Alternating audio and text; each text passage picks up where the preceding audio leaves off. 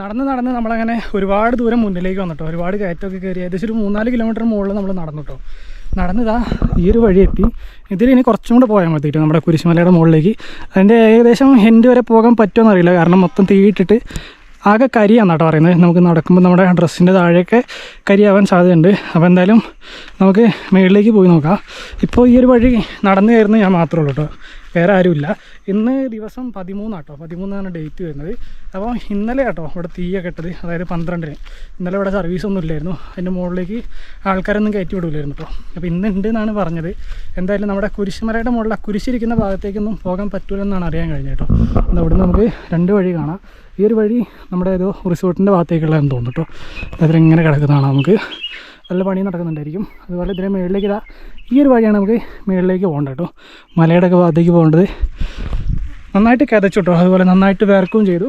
നമ്മൾ ഈ ഒരു ഭാഗത്ത് എത്തിയിട്ടാണ് വെള്ളമൊക്കെ വാങ്ങിയത്. നമ്മൾ താഴത്തുനിന്ന് വന്നപ്പം ഇടയ്ക്ക് വെച്ച് ഏതായാലും കടയിൽ നിന്നൊക്കെ വാങ്ങാമെന്ന് വിചാരിച്ചു, പക്ഷേ കടയൊന്നും ഇല്ലായിരുന്നു. അങ്ങനെ ഇവിടെ നിന്നാണ് നമ്മൾ വെള്ളമൊക്കെ വാങ്ങിയത് കേട്ടോ.